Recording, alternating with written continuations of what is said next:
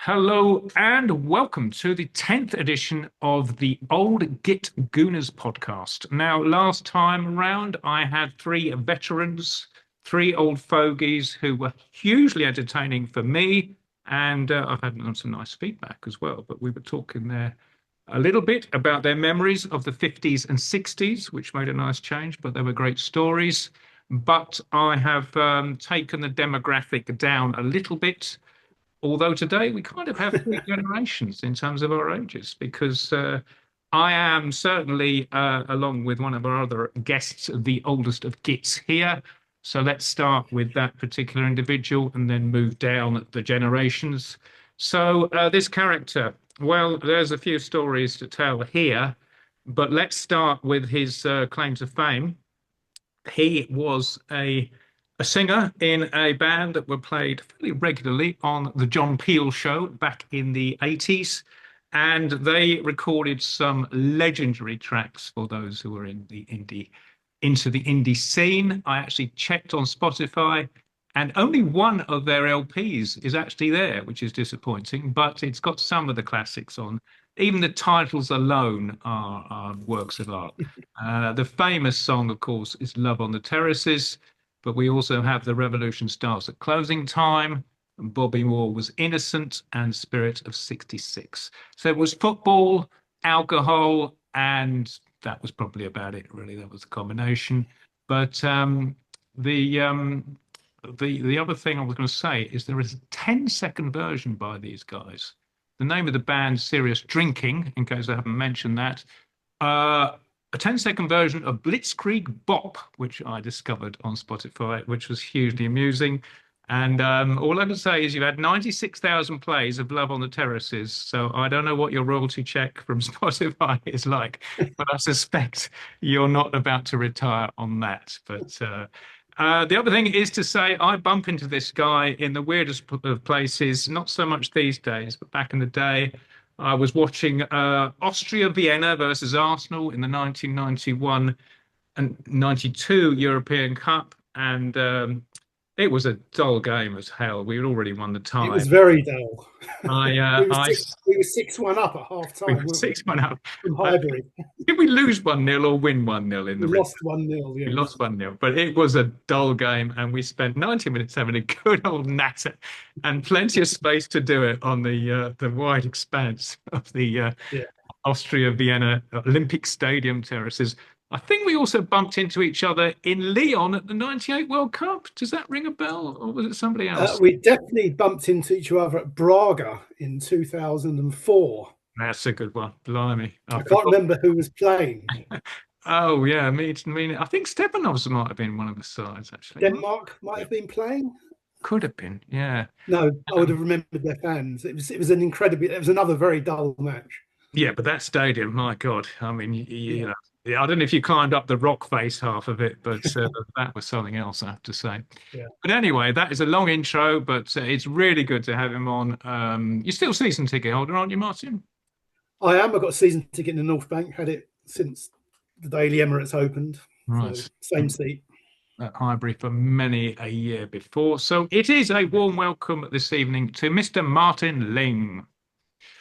Okay, so Good evening, everybody. yes, and you froze for a moment there, but hopefully your Wi-Fi will hold up. Next up, we're going to move down a generation, and this is a character which I met through my involvement with the Jewish Gooners Supporters Club, who are very inclusive, I must say. It's a wonderful organisation, but it led to occasionally Alex helping out with spare tickets, and amongst those who've benefited from this arrangement are the dearly missed Steve Ashford, who sat in the seat for a while when his health wasn't so good because it's in row one of the upper tier on the west side, the East east side. sides, Kevin. Yeah. And also my son Frank has sat in there as well a good number of times when I had to get him a better seat than the one he was supposed to be in because he likes to see the game with a decent view. The other thing about uh, Alex is that he is called the mayor of the East Stand by his friends. Now, he told me this. What's the story, Alex? Why are you the mayor? Just having gone to Arsenal for so long, being so obsessed with it, sitting in the East Upper at Highbury, and obviously moving to the East Upper at the Emirates,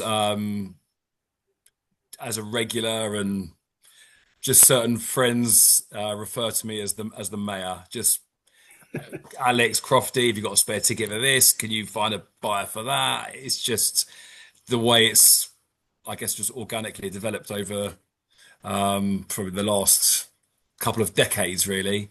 Um, and look, it's a title that obviously I'm immensely proud to have. You should wear a red cloak and carry a staff. Let's Something like that. live up to that. He is the owner of over 100 Arsenal shirts. He attended his first game in the late 1980s, and he is still fairly regular in terms of the away games as well, where occasionally I bump into him, but more often our next panelist does. But it is a very warm welcome. And I've got to explain this is firing into the unknown here because Alex said, can me and my mate, Mark Blair, appear on the podcast? Now, much as I know Alex, I'm not clued up on how, what kind of pundit or expert he may be on the game. So we're about to find out, but it should be interesting. As for Mark, he was going to be on tonight, couldn't make it, but he has a story which puts him firmly dead center of Arsenal history, which I can't wait to get the full version of when he is on, which hopefully won't be too far along. But for now, it is a warm welcome to Mr. Alex Croft. Thank you. Thank you, Frank.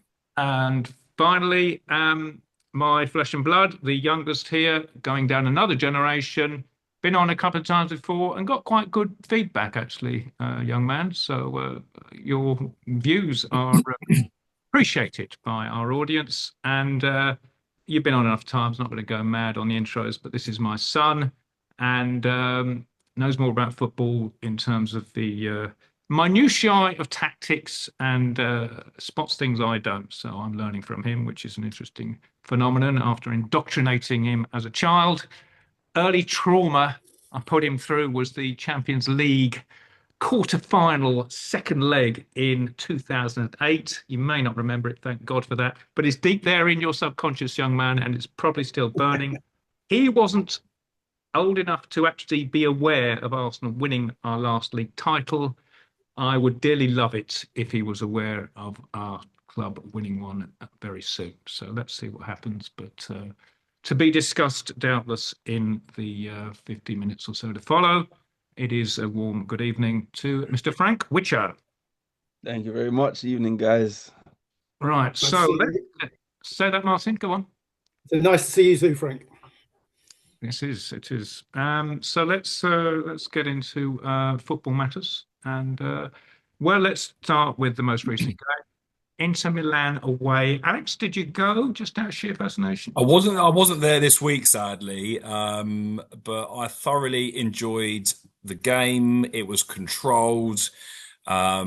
We were absolutely good value for the win. I felt the quality of the chances that we restricted them to, like statistically, the game was fairly even. But I do feel that the quality of the chances we restricted them to, with block shots, with putting the defenders, I think Mosquera was brilliant, and putting in a fantastic shift, just considering he's just come back from a good 6-7 weeks out. And I thoroughly enjoyed his performance. When Gabriel came on, obviously I think we were all a lot probably calmer, especially going into the last 15 minutes. But I thoroughly enjoyed it, and I thought we were absolutely good value for the win, and obviously great for the two forwards to get on the score sheet as well. Yeah. Now, I mean, Martin, this was in theory the toughest match in these 8 league phase games, as they call it, because it was away to a seed 1 top seeds group. It's a group game, okay? Yeah, I was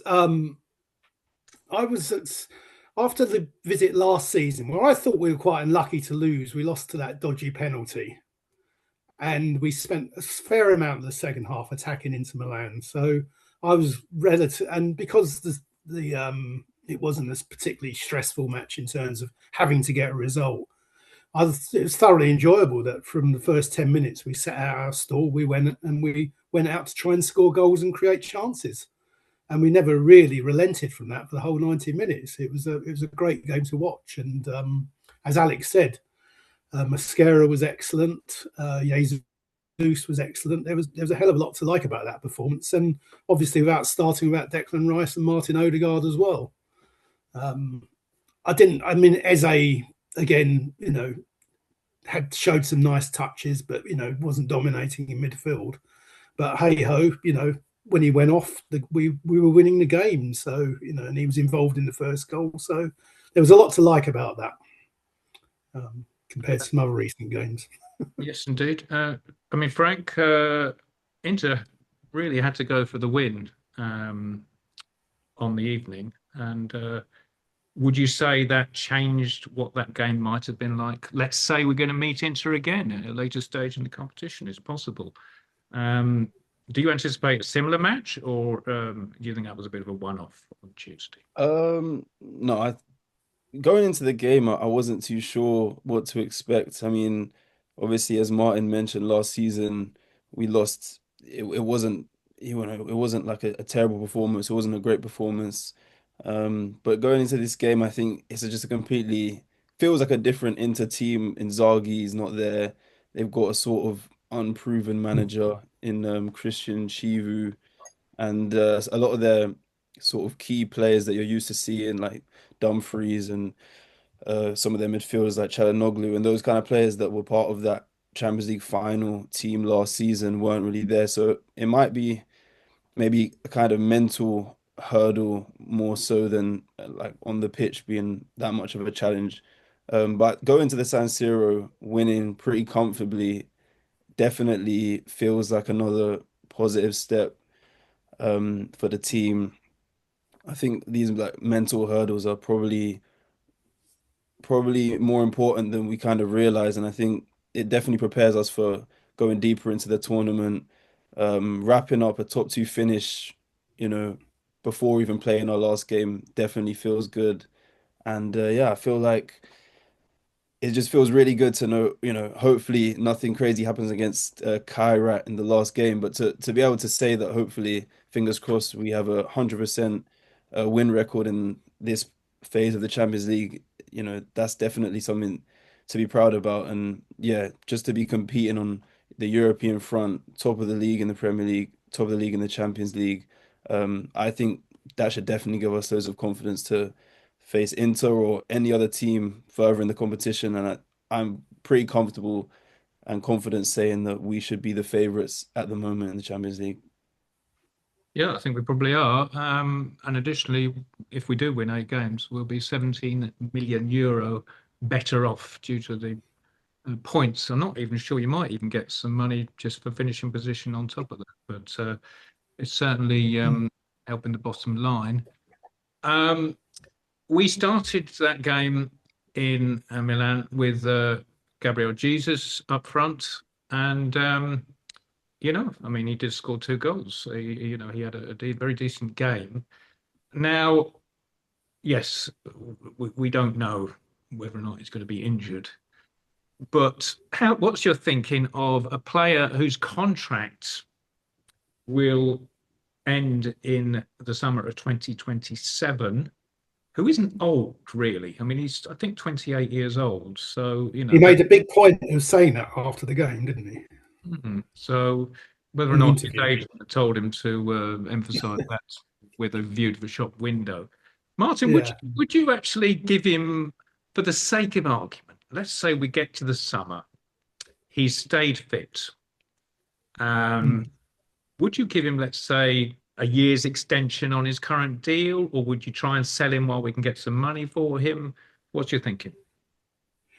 I think if he stays fit and he comes into these games and he scores goals, given the demands of the calendar, I can't see that we'd particularly attract a massive fee for him, given his injury record. I've heard talk of him that he'd like to go back to Brazil. I couldn't. I think I would be inclined to hold on to him because what we've seen so far from his rehab and coming back has been very promising. If that continues, I mean, I think you need 3 or 4 strikers at this level if you're going to compete in 3 or 4 tournaments.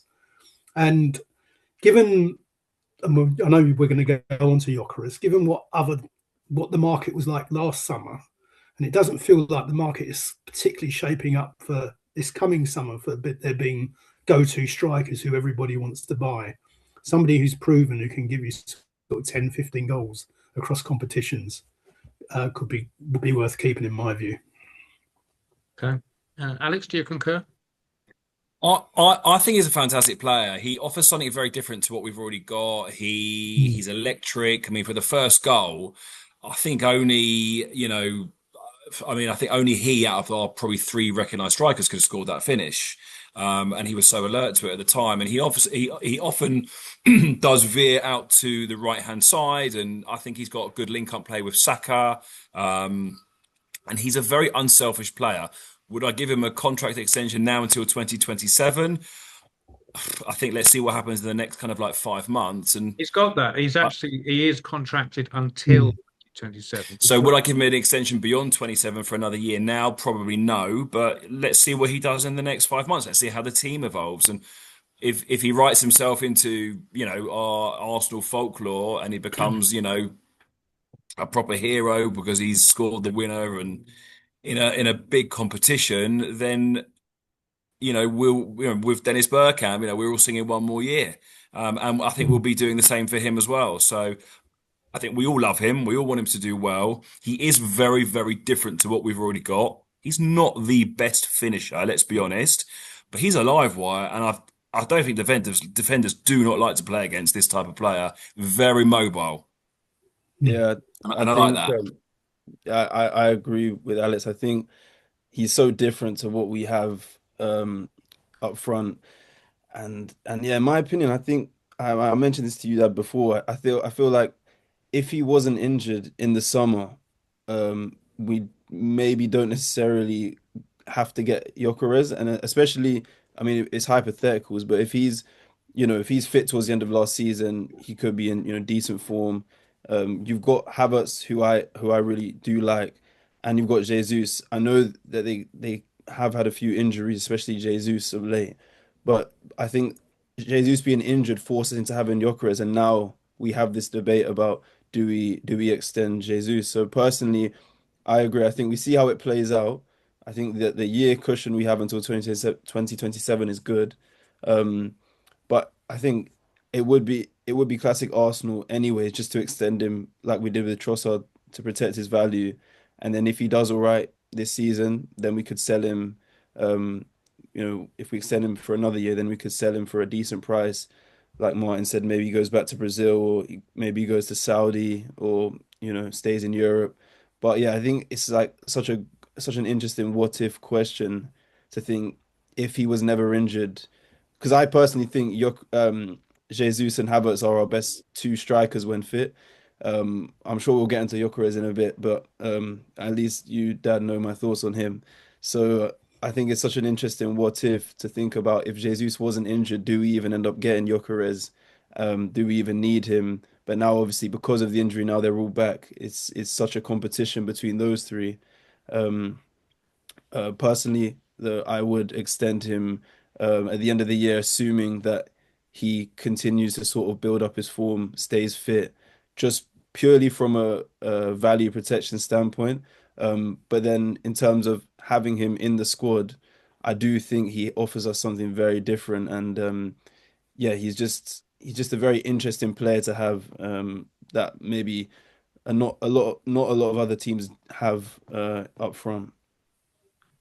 Okay, well, let's move on to Victor, and it was kind of symbolic in a way. He came on against Inter. There was a great break in which he tried to put Saka through and played a pass which it basically hit Saka's heel. It was a misplayed pass, or he didn't read Saka's run, and then got the rebound and then put in a perler in the top corner. And that kind of summed it all up. Got it wrong, got lucky, got it right. And then, true to form, he had another chance, not dissimilar. Might have reached the third tier, I'm not sure, but that is a long San Siro. Now let's do some mitigation. You know, Chelsea Carabao Cup semi-final first leg, he scored one, and he demonstrated what looked like good control to set up Zubimendi when he scored. So that was a plus. And then, of course, the 0-0 at Forest, he had a clean break where his pace or lack of was revealed, and it wasn't good to see, and we didn't win the game. Now, my first question, is there anybody here who has actually watched a compilation of Gyökeres goals at Sporting Lisbon when he won the Golden Boot on YouTube? So the first question, is there anybody who's seen that? Yeah. Okay. Alex, I'm coming to you. Is that the player we're seeing? Is there something different?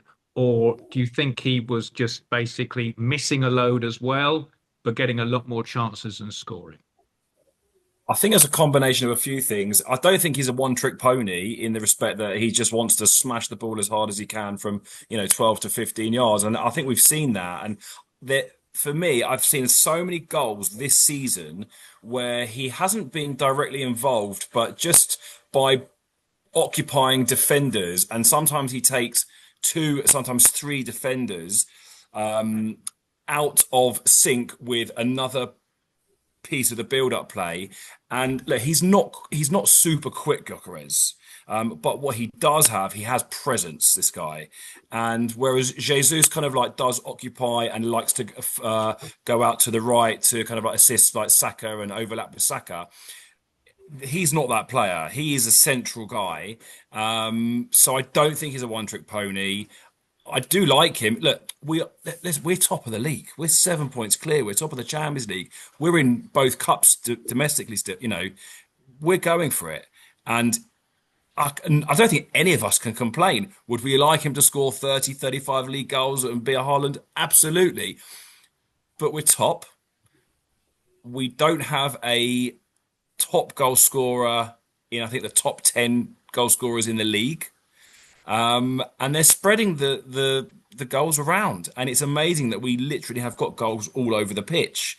I think when he plays, and obviously it's typical football fans, when he plays, we think, oh, could we have played Jesus in this game? And when he doesn't play, you kind of miss him. Be interesting to see what Arteta does on Sunday. I think he'll start Gyökeres. It's going to be a tough game. They've got Maguire and they'll have Martinez. And these are 2 players that they'll definitely be up for a battle. And I think Gyökeres will be a good answer to that. Will he start? I think he probably will, but let's wait and see. Be interesting. Can't wait. Looking forward to it. Martin, does a team need a 20-goal a season striker to actually win the Premier League? Well, it helps, obviously. It would help us a lot. I mean, we were crying out last season, the season before, that was the piece of the jigsaw we needed. Everybody everywhere was crying that from the rooftops. And we had the protracted, transfer deal to get him and him going on strike and all the rest of it. So the expectation was very high. I'm warming a little bit in the last 2 or 3 weeks that maybe he's feeling the pressure is off. Now the other 2 have come back. He knows it's not just going to be him every game. He had a good night at Chelsea. I think he had a good night in Milan because he came on and sealed the win for us. The player he reminded me of, and Alex and Frank probably won't remember this guy, but the thing he reminded me of, and you probably remember it, Kev, was a fellow called Lee Chapman back in 82, 83, who came with a very similar profile, had done very well at, was it Sunderland or somebody? Or I think he moved to Sunderland. Stoke. That's right. But he did then go on to win the title at Leeds, which was interesting. Yes. So he was maybe a bit younger, but he came from Stoke with a big expectation. I remember my first few games in the old North Bank and he was a cart horse. And I looked up his stats actually, and he joined in 82, 83, and he played a season. And I think he left the following November of the second season. He played 23 games and scored 4 goals. I think Gyökeres is much better than that now. And I think he's got a big role to play in the second half of the season. Definitely. You know, he scored against Chelsea, he scored against Milan, both away from home. You know, he took his penalty up at Everton with great aplomb. You know, there's something there. Whether it's long-term, 25 a season, I don't know, but he's definitely doing something for the team. As Alex pointed out, you know, you don't get to where we are without 11 players putting in a shift. When Chelsea won the league in 2005, I'm just looking here, Drogba scored 10 league goals. Yes, I saw that stat, yeah. And top scorer. 2 assists. Top and even the following season, Drogba only scored 12. Okay. Slow burner, but Drogba was younger, in fairness. Drogba was younger. Look, Drogba's also, he's a big guy, he's a unit. He occupies defenders, probably much the same way as Gyökeres does. And that Chelsea team in the mid to late 2000s, they were renowned for being solid as anyone. I think they conceded like 12 or 13 league goals that season, and we've conceded more. But you know, my point is that you don't have to have a 20-25 goal a season striker to win the title. Yeah, we're romantics, we're football fans. That's what we dream of. We love it. I mean, Haaland scored 19 already. I mean, the guy is unreal. I mean, you take him out of City, and I don't even know if they'll be in the top half. So, all right. Well, Frank, he isn't Thierry Henry, that much we know. But any other thoughts to add on Mr. Gyökeres? Yeah, a couple of thoughts. I'm sure on previous pods, like I've gone in on him a bit, so I'm not gonna go too hard on him this time. But like I said, like I genuinely agree with some of the points raised. I agree that he occupies defenders. My thing with Gyökeres is that while he occupies defenders and he definitely gives them, you know, a tough night and he battles, it's always a battle and it's always a fight, but we can't expect him to dominate defenders. With Gyökeres, I don't think it's about strength or like muscle or power. I think it's about sort of just like know-how and you know, I know Havertz has obviously put on a lot of weight recently, but even in the first couple of seasons, he would give, you know, Dan Burn, or Ruben Diaz or Konate, like he'd just give them, you know, trouble just from just getting his shoulder in there and just timing contact. And it's not all about, you know, strength. And even, I mean, I'm sure it's no comparison, but as someone who playing football, playing centre back, I know that when someone's sort of trying to hold the ball up against you, it's just about winning the little battles and it's not about who's stronger. It's just about leverage and gaining leverage. And just I think he's still learning that the Premier League defenders are just a different level and he needs to be able to sort of leverage himself better in those 1v1 battles. I do like the fact that he occupies multiple defenders and he puts himself about. And like when you think about what Alex is talking about, what comes to my mind is like the Bournemouth Declan Rice first goal, where he just causes just havoc and defenders are sort of bouncing around him, and then the ball sort of breaks to Erdogan and he lays it off for Rice. And another point on Gyökeres is when you mention his goals in the Portuguese league, a lot of that was sort of creating his own space. He'd create chances for himself. He'd sort of, you know, find space in the box and take a few touches, open up his body and fire into the bottom corner. I think there's an expectation. I think he suffers from the level of expectation around his signing. Like Alex was saying, football fans are romantics, and we look at Gyökeres and we so desperately want him to be our Haaland or our Aguero or Suarez or like marksman type striker. And I just don't think he has the transferable skills to be that. I think if you asked him, he would be disappointed. As much as the team success is very good, I think he would have had an expectation to where he could carry over this goal scoring form from the Portuguese league. And I think he's probably learning that, you know, hopefully with the right mentality, he doesn't think, well, I'm clearly not up to it. Hopefully he thinks, I'm going to prove everyone wrong and I'm going to bring this form to the Premier League. But, it looks like from what I can see is that he's just he's basically becoming something. He's having to adjust and be a different type of striker than he maybe thought he was and he was before. The last point I'll say on the striker position is that I personally think, and it comes to your question about do we need a striker or does a striker need to score 20 plus goals a season? I personally think for our team, the perfect striker isn't a 20, 30 goal a season striker. I think the perfect striker for our team is 50% facilitator, 50% box presence, sort of poacher. And I think that's why I think Havertz is the perfect striker for this Arsenal team. I think the wingers are the marksmen. I mean, this season, I know Saka's numbers haven't been great, but I think the wingers and I mean, with the set pieces, you think about the goals coming from all over the team. I think you need a striker just to link up with the wingers and the midfielders. And that's why Marino looks like such a good striker when he plays for us, is because he can win those physical duels. He can arrive in the box. He can sniff out areas and goals. But he can also facilitate and he can also drop in between the lines and 1-2s and, link up play with the wingers and stuff. So, yeah, my overall point here is that I don't think Gyökeres fits the mold for the perfect striker for this Arsenal team. I don't think he has the ability to do that.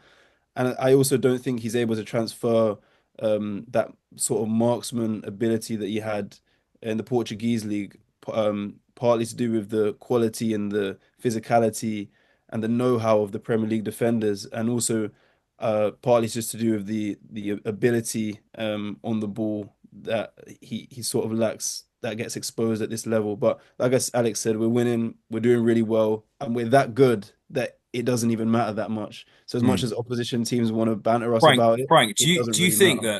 that as time goes on and Gyökeres does become more confident, especially with, he's come into a very established team. We've come second 3 times. We've got an established team, big club.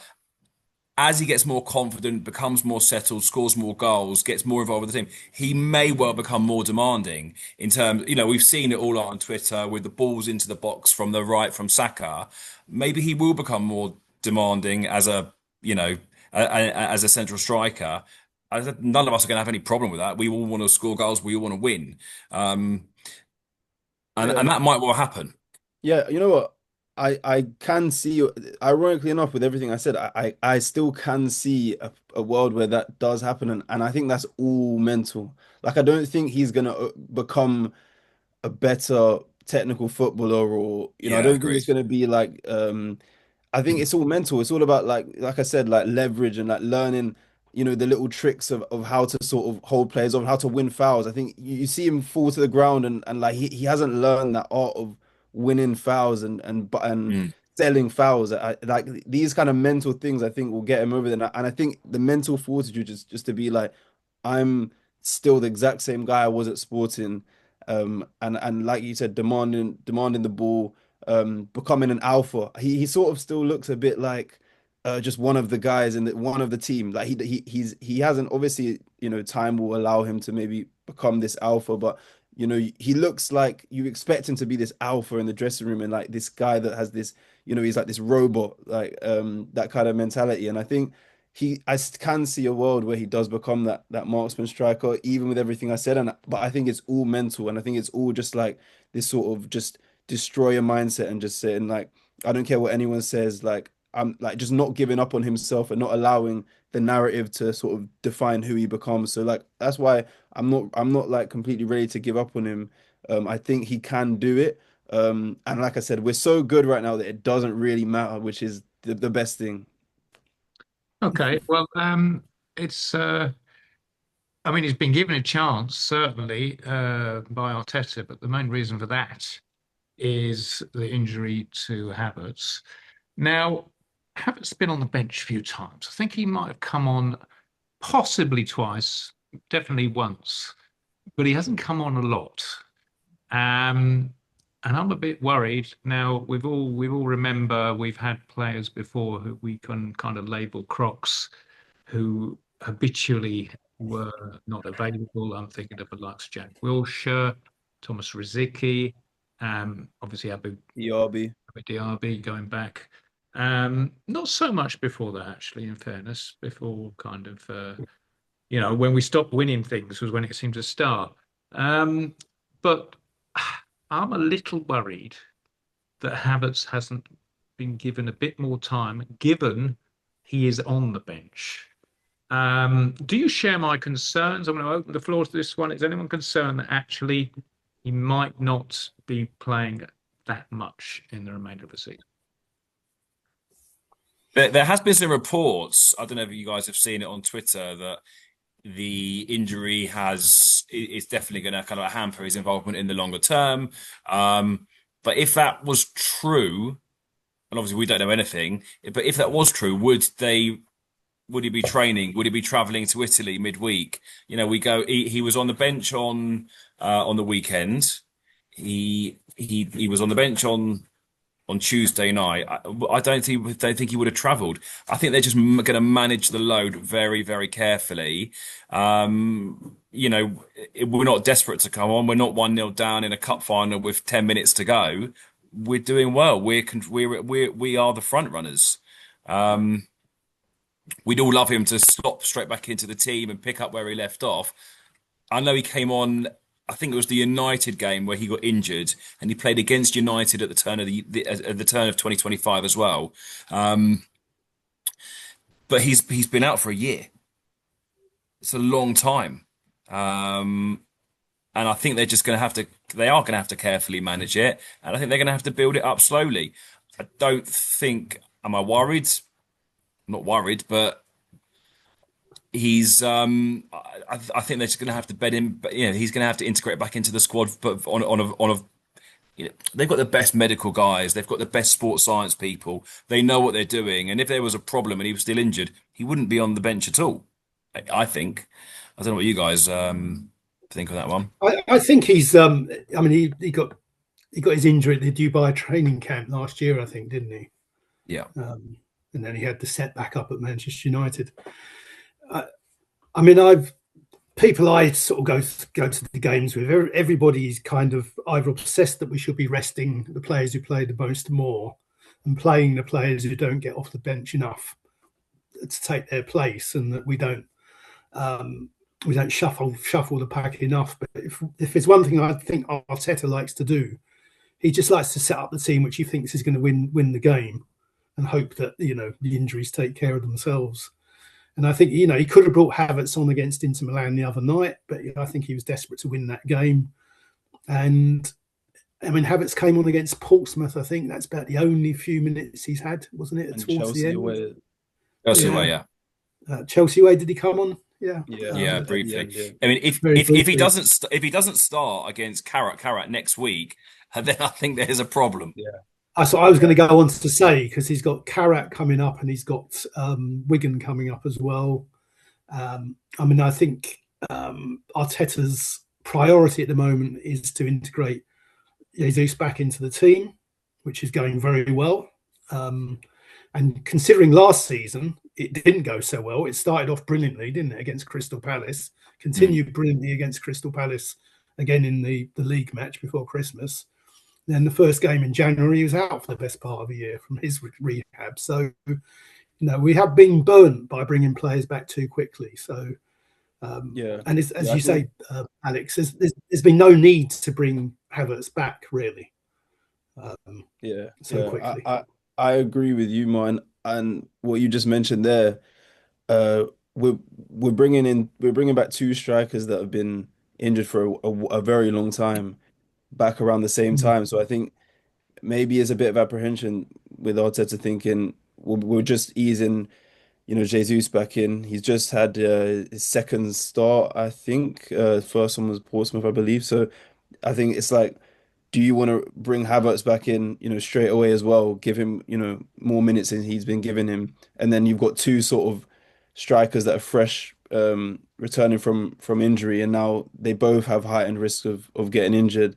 I think that's a very good point. I also think that I think Arteta, if I'm correct, I think Arteta knows how important Havertz is. I think the way he's spoken about him in press conferences, you've seen him talk about how important Havertz is, and we all know how much he loves Kai Havertz, anyways. And I think Havertz is going to be so important to this sort of last period as we get towards the end of the season. I think he's going to be so important that Arteta just wants him back, fresh, and doesn't want him aggravating any injuries that he's previously had. And I think it's like we've got the luxury of having two strikers as it is, plus Marino. And I think, yeah, Arteta's just basically wrapping him up in cotton wool a bit, easing him back in very slowly. I think he has to start in the last Champions League game. I would be very worried if he didn't at that stage or in the cup. Um, so yeah, I think it's just about easing him back in. There's no rush really to get him back in. So it's partly that, and it's partly just protecting him because I think he's going to be so important. I think he's our best striker, not our best goal scorer, but our best option up front. And I think, we just need to have him fully fit going in towards the end of the season. Yeah, he's technically he's on a much higher level than Gyökeres. He's got long legs. He's like a cross country runner, this guy, Yeah. and he's when they're all fit, for me, Havertz has got to start. Yeah. The team just looks so much better with him in Yeah, it. we're far more balanced. He's good in the air. He's a presence. He's mobile. Look, and I think that and Arteta, we know Arteta loves this guy. Yeah. So it's his signing. So I hope that it's just a very cautionary, reintegration into playing, competitive football. Yeah. Also, one more thing. I think our with this like level of squad depth that we have, I think Arteta knows. I mean, you see it with other positions. Even when, Ødegaard, the first time he injured his shoulder and he came back and then Eze was getting that run in the team, he didn't just put Ødegaard straight back in. I think he knows that he needs to keep everyone happy. And it's like if you throw in Havertz, give him loads of minutes now, it's like now Havertz will have this sort of level of expectation about getting, a high amount of minutes. So I think if you really just really slowly ease him back into the team, you manage expectations and you sort of delay that inevitable sort of point that you reach where you've got three strikers that all feel like they're fit enough, feel like they're getting enough minutes, getting enough opportunity, and they all sort of have this desire to play, and they're all coming and knocking on his door, asking why am I not playing? So I think it went by keeping Havertz in this sort of, in this stage where he's not getting a lot of minutes and he's having to get eased back in. I think you sort of limit playing time expectations and you sort of delay that headache for later in the I mean, season. ideally, by the time we get to sort of mid-March, if we can keep the four wingers fit and then have three centre forwards all fit at the same time, I mean, that would be an incredible luxury to go into the last 2 months of the season with. Absolutely. I saw Thomas Frank's comments, about when we changed all three players at Bournemouth, the front line, and he said that other team can do that. We can't do that. I can't remember an Arsenal team really being able to do that. Yeah. Oh, never.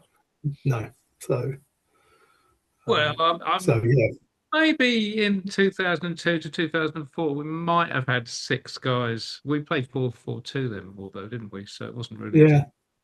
Yeah. But we had a surplus of options in terms of Yeah. forward. Given it's our style of play now to play to play that three across the front, to be able to interchange them Yeah, between definitely beneficial. 7 players would be fantastic. I Because will- of course, Jesus can go out onto the wing, can't he? So Yeah. it's, I will say this, true. that, in terms of Havertz starting against Kyra, I would be surprised because I just think he would need more minutes from the bench before he would start a game. So I'm not going to be distraught if he doesn't. What I do want to see personally is him coming on.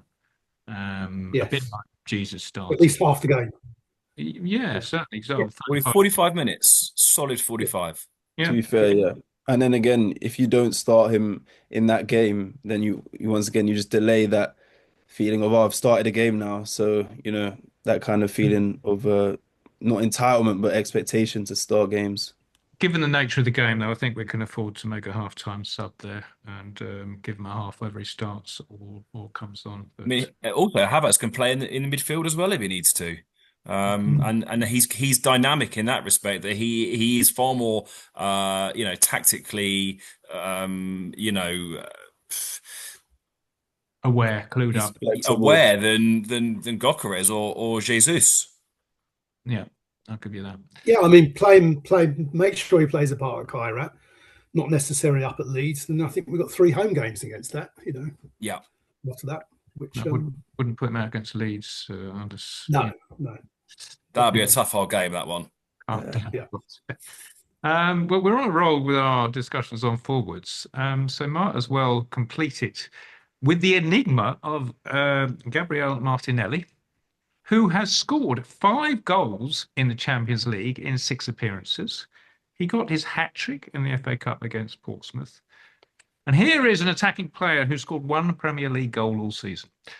Tell me, is this some kind of weird lottery-style thing going on? Or, I mean, how is it possible that Martinelli can be so effective in Europe and, in theory, can't hit a barn door with a banjo in the Premier League? What is going on? I mean, what is the thought? I mean, the other thing is, people are talking about Arsenal's need to sell, and Martinelli is a name that comes up occasionally. Is he ever going to get back to the player he was when he was on a level with Saka, let's say, in his earlier days? Or do you think it's time to let him go and basically get some good money for him and buy an alternative or even a striker or a player we need in a different position? How's your feeling? Is the love there for Martinelli? For me, I love him. I think he's a great personality. Obviously, this season Trossard has just probably been our best player. Trossard's numbers have been incredible, and that has obviously hampered Martinelli's game time, especially in the league. He was brilliant against Portsmouth. Every time he's come on, he's done well, and we wouldn't have scored the 3rd goal on Tuesday if it wasn't for his incredible pass. And no other player saw. I mean, I was watching on TV. I didn't see that pass. We all love him, and he gives 100%. He must be the quickest player we've got. Martinelli, do you think? Madueke, but yeah, Madueke's quick as well. I'm not against seeing Martinelli on the left, on the right, and I know we've all spoken about it before, him playing through the middle as well, because he has got this incredible pace. He's not a great finisher, much like Jesus, but do we love him? Absolutely. I do not want to sell this guy, personally. I think he's got so much to offer. Okay. I would agree with everything you've just said, actually. I love him as well, and I'm just hopeful the goals will start coming in the Premier League. I mean, the miss against Forest, I think was pretty bad luck, really. I think it came through a Forester players, and excuse the pun, and hit him on his heel, didn't it? It's 9 times out of 10 he scores that. It was just, I don't think it was anything against him particularly. So yeah. Well, on Martinelli, I think to answer the first question you raised, that I feel like it's a pretty, not obvious, but a pretty explainable reason why his numbers are, and it's not just this season. Generally, he is more prolific in the Champions League, and I think he is one of those, as you would like to say, that continental players, and he's sort of he suits a more expansive game. He feeds off space, and in the Premier League, especially with the teams that we play against, obviously it's a lot of low blocks, a lot of reduced space, and it's more sort of your Sakas, even Madueke, who is very quick as well. But it's those Trossard, it's those players who are really good with the ball to feet, and they can make quick dribbles and 1-2s, and they can make a lot of out of very little space. And I think Martinelli struggles with that. I personally think, as Alex touched on, I think he is a striker. I've said this to you, Dad, many times. I think he's one of those diminutive South American strikers, like not comparing him to these names, but when you think of your Carlos Tevez, Aguero, Suarez, those kind of just instinctive forwards that just create a yard. And yeah, Martinelli's not the most prolific finisher, but I think he's one of those players who can just sniff out a chance. And I think the transition to striker should have been made a long time ago. I think now it's probably a bit too far in his career now to make such a seamless transition. I think if he went to like La Liga or Serie A, I think he'd be a really good striker. So like almost like a maybe like a Julian Alvarez, that type of forward. I think that's what his ceiling is. I think as a winger, his ceiling's capped, especially in the Premier League. But yeah, in terms of play, in the Champions League, when there's more space, more transitions, he really feeds off that, and you can put him on on the shoulder of the last man, and you can run in behind. And you think about scored the same goal. I feel like so many times. You think So many about times, yeah. Sevilla, yeah, Sevilla away. I mean, he had. I remember like Sporting Lisbon away. I think he didn't score, but there's just running in behind. I've seen it so many times in the Champions League, but you just don't get those opportunities in the Premier League. In terms of keeping him or selling him, I really like Martinelli. I love the story he's had at Arsenal. He's like an infectious player when you watch him.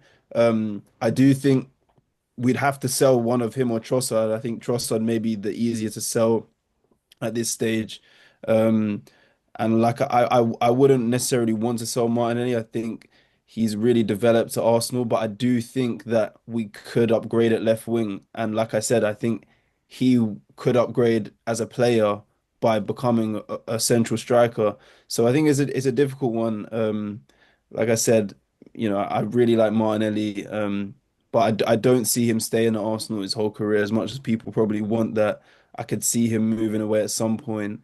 But like I said, our team is so good right now that these deficiencies that we're mentioning, whether it's Gyökeres or Martinelli, I think that they kind of get hidden, and he still has a lot to offer. I really do think he gives us something different. And in the Champions League, you definitely see that. Well, it's interesting we discussed the difference between the Champions League and the Premier League because the one thing that was said to me about the game on Tuesday night, it was so much more enjoyable to watch than the Forest game because we weren't playing Sean Dyche tactics. Now, at the end of the day, we were frustrated last season because there were just a lot of draws, and we have drawn our last two Premier League games against teams that prioritised defending, really, even Liverpool when they came to the Emirates. Partly by force because they were actually so weak in terms of injuries and absentees. But I think we're going to have to get used to this now. And I mean, it's quite turgid at times. I mean, what I'm trying to say, I think, is are we going to be frustrated by these teams at the cost of points? Or is it just a blip? I think it comes with the territory, doesn't it? And we are predictable in the way we play. The slow build-ups, the passing across the back, out to the wings, back across. It's well established that if you get everything right, you can get a point against Arsenal. A lot of teams have done it over the last 2 or 3 seasons. And most people would see that as a great prize as well. And so we just have to get smarter, and we have to take those chances that do break for us. We had 2 or 3 chances against Liverpool, didn't put them away in the first half. We had a clumsy one at the end, which Gabriel could have scored if Jesus hadn't got in his way, I think. Similarly at Forest. I mean, both those teams, Liverpool and Forest, neither team had a shot on target, did they? Raya had a night off both times, but it was the strikers who let us down. But I can remember us saying this years ago when the defence was an absolute shambles, that it was the forward line who were letting them down because they're putting on so much pressure. So I don't think, and as coming back to your first points, the Champions League is so different. I mean, look at Tottenham. I'm sorry, I kept mentioning them twice in my last 2 contributions. Sorry about that, but they're having a great time, aren't they? They've won 4 Champions League games at home and 2 league games. It's incredible, really. I mean, they haven't had the caliber of opponents that we've played at home, I don't think. But it's a different tournament, and you're playing different teams, and teams in Europe are weaker now than the Premier League than they were 5-10 years ago. I think, all the talent is in the Premier League, and it's showing. So Yeah, I'd say all six Premier League teams are almost certain to get through. Some of them, obviously, in that first round of playoffs, but the prospects of Premier League teams meeting each other in the latter stages is quite likely. Can you imagine us drawing Spurs? Goodness me, there we are. Yeah, Yes. Dad, I have an opinion on the sort of draws and the so-called boring or I'd say the boring style of the opposition that's creating boring football from us. I think it comes down to two reasons in my opinion recently at least. I think not scoring early, I think, is a big one. I think there's a period, especially at home, when the atmosphere is really good, and the fans are really up for it, like Liverpool. I think it's getting sort of scoring in that first 10 to 15 minutes and breaking the game open, sort of creates a game state that allows for a more free-flowing game because obviously now the opposition have to come out of their shell a bit more. And I think missing chances early is such a big thing that isn't mentioned in terms of why these games end up just falling into a pattern of just being stale and predictable. And I think once a team sort of gets comfortable 20, 30, I mean, at any level, I think if a team that knows they're not as good as their opposition can get 20 minutes into a game and they haven't conceded, it just creates this pattern. And even for the team that has the ball, they almost get now sort of tired and then or sorry, they get restless and they get a bit impatient and then they might want to start taking more risks and then that opens up the opportunity for the other team to counter and so I think missing chances early, not scoring early is a big one from open play, of course, that is. And the other thing is, I think not having like a really dominant box presence in the box up front. So missing a Kai Havertz or even not having a Marino up front makes crossing way less effective. So when you're playing against deep, low blocks and teams are dropping back, crossing doesn't become a real viable option for scoring goals now because when we cross it, it just gets headed out every time. Delivery as well, quality of delivery from open play. You see a lot of poor balls. I really love Jurriën Timber, but his crossing hasn't been great. Crosses from the wing. I mean, Ødegaard, how many times have we seen him sort of float one in and it goes straight into the keeper's hands? So I think the main two things that don't get spoken enough is scoring early based on missing chances and not having a box presence, making crosses less effective. But our set piece sort of specialty was something that I think has helped us break games open. It's sort of the unaccounted factor that low blocks can't stop, and I do think that's helped us a lot. But when we don't score set pieces or from set pieces, I think those two areas are what's costing us the most.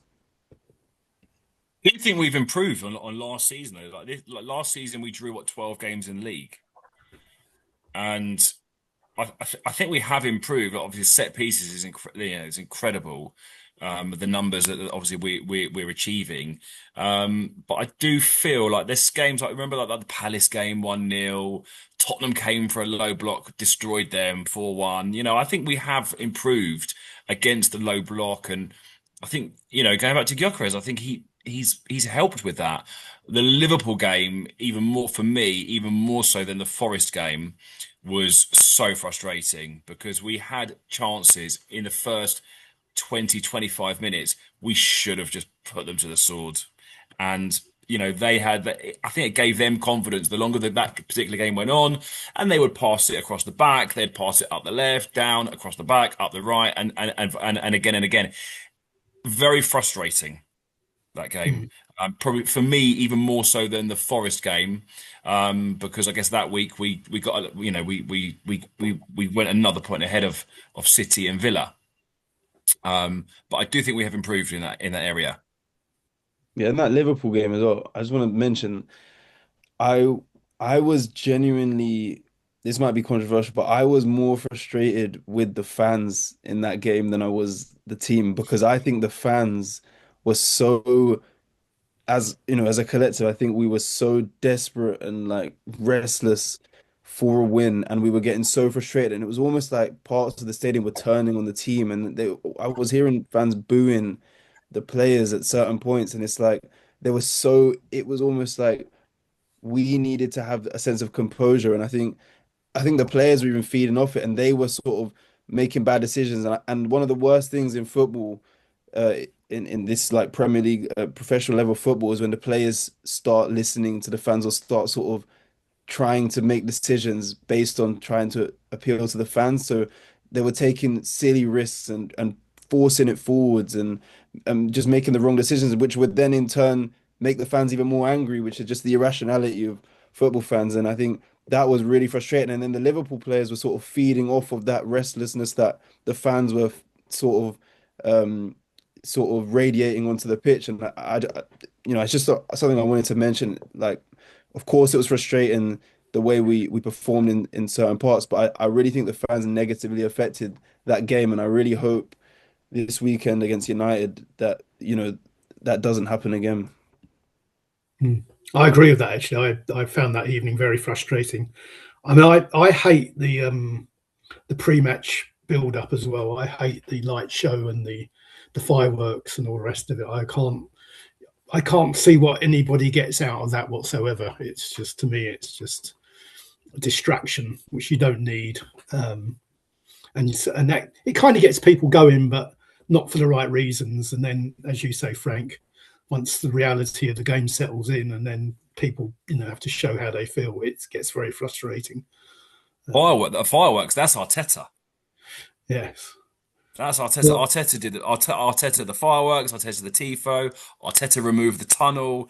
And in his head, I guess if it gives us like 0.1% extra yeah. chance of getting a positive result, obviously all for it. I'm not against the fireworks. I don't mind them, but um, we'd prefer to see fireworks during the 90 than before the game. I know it's a bit trivial, but I remember when we played PSG in the semi-final and they put Arteta's face on the screen and blaring at us to get behind the team and be the 12th man. It's just like, well, we're going to do it anyway. We don't need this Mm. kind of Orwellian message from the screen. 5 minutes. Yeah. Of course, PSG scored in the first 6 minutes, and all that's gone. Well, if I had You're a back to decent a football, tifo, you're back to a football match, aren't you? had a decent That's tifo, it would have helped rather than that bloody. Yeah. Yeah, exactly. That was a disaster. Yeah, I think it would work. It works in NFL when you've got like violent, physical, where like hype is so Mm. important. But yeah, I mean, like I said, I don't have a mass problem with the fight, but I do get where Martin's coming from. I think it riles up a certain type of fan, and it spills over into sort of anger, and you just got these guys just frothing at the mouth at every backwards pass, and it's just yeah, Lewis it's Skelly got so much stick from around yeah, where I sit. That Yeah. was just yeah, awful, and you could see it it's coming negative. because he was forced on because of the injury, and you just thought, well, Frimpong's going to have him on a plate, and it happened. And then, you got these geezers older than me screaming at him, and he's 18 for God's sake, and he's not a natural defender. And He it should know discourages that. risk Doesn't stop taking. him, does it?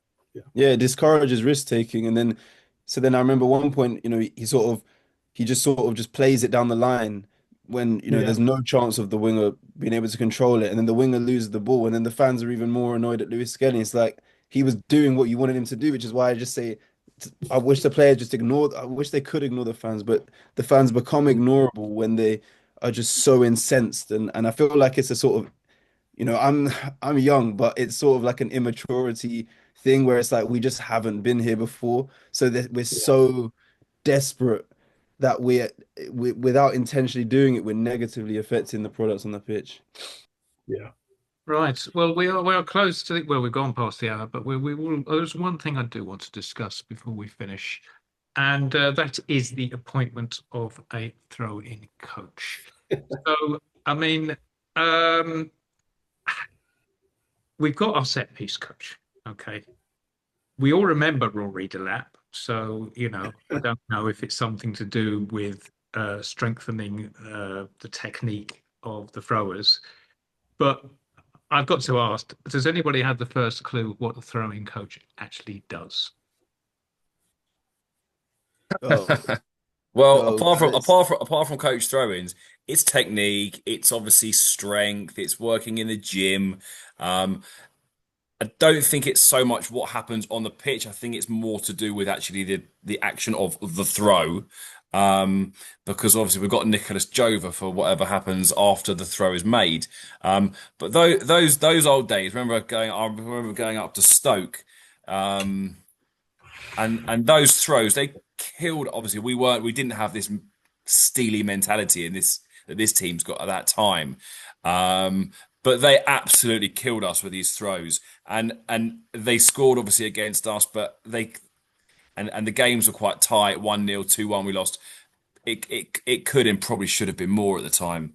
So why not? I'm all for it. Again, if it can give us another 1-2% chance of getting, a goal or 5 goals between now and near the end of the season across the 4 competitions, I'm all for it. And one thing for sure, I think Arteta and Nicholas and Berta, they know what they're doing. They're experienced guys, and if that's the way that the football is evolving, for me, I'm all for it. I have no problem. I don't care if a winning goal goes in from a throw, a corner, as long as we have a silver lining at the end of the day. And I'm sure you yeah, guys would agree. yeah, I think. Well, first of all, it's worth mentioning that this guy worked at Liverpool under Klopp, in the late, I think, 2017, 2018, around that time. So he's been in the league before. And this is a quote from him. He said, "I don't work with throw-in routines because that limits the teams." He says, "I work with throw-in tools, throw-in basic training, teaching the players to scan, make the right types and length of run, reading defendant opponent's defending pattern, using individual throw-in superpowers, throw-in sequences, unlimited space creation." And he says, in theory, there are thousands of potential throw-ins and solutions in a match. That's his words. So I think it's not just the Rory Delap special Are you long reading them, throw. Frank, or have you I, memorized I that? I read that. I read that. It was not the top. I wish I could say that, but yeah. Um, he actually, that's off his Twitter actually. He clearly doesn't just focus on the long throw. He's focusing on all types of throw-ins, and instead of, let's say it's a throw-in on the halfway line, instead of just throwing it to someone down the line or like a 50% or a percentage throw-in, he's looking at Arteta clearly wants that 1-2% where we can have a throw-in and sort of create like a false transition from it. So maybe drawing players into to a certain portion of the pitch and then creating space so that we can then break into it. And I think he's clearly very committed to the art of the throw-in. He claims all the titles that the teams he's worked with won. He claims them as sort of he won those titles. So I think he's very dedicated to his craft, and yeah, I think if Arteta and Bert think it's the right decision, then By the way, as well, Frank, and how often do we sit there at games and us and the opposition foul throws? It happens every single game. It's almost like it doesn't exist in the professional game. yeah, And like my 11-year-old, I think even then they do less foul throws than happens in the Prem. yeah, it drives It's me incredible. insane. And It's and and incredible. and it drives me insane when in fact, all our fullbacks do this, where they take 20 seconds to throw the ball in. And after Tomiyasu at Selhurst Park, I just have like PTSD of just like Mm. a player getting a second yellow from just taking too I long. sat Like Ben behind you for White, that game at Selhurst. yeah, yeah. Ben White and Timber and Lewis Skelly do it routinely, and I'm just like screaming, like just throw it at the TV. So yeah, like that's a big one. But at the end of the day, they've got This enough. has been a bugbear of my wife's for last 2, 3 seasons. How she just thinks we're awful at throw-ins. We spend too much time. The opposition regroup. How everybody seems to be static, and in the end, we just throw it in. It feels like sometimes, or throw it to the person. So if this guy can do everything that you've described, Frank, then what a fantastic signing he could be, because we can only get better at them as far as I can see. 100%.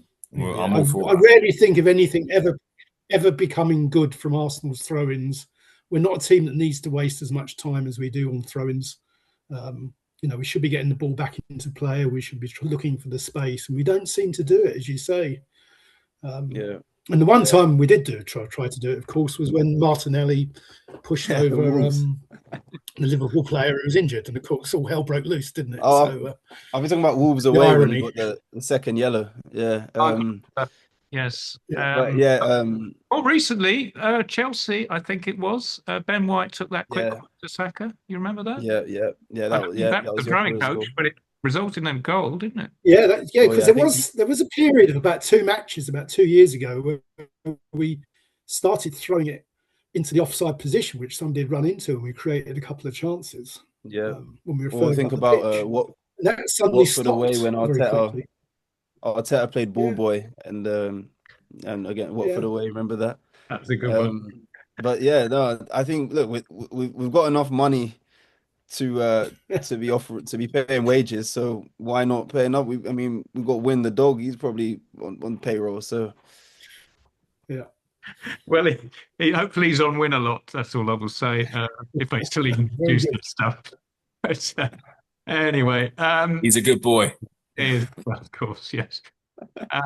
So I am going to wrap it up there. I'm going to just inform our listeners that the next edition of this podcast will be in 2 weeks, recorded in 2 weeks' time on the 5th of February. So available hopefully on Friday, 6th of February. By that time, we'll have played Man United, Kairat Almaty, Leeds, and the second leg of the Carabao Cup semi against Chelsea. But for this evening, my sincere thanks to our guests. This has been the 10th edition of the Old Git Gooners podcast. Thank you for listening, and see you next time.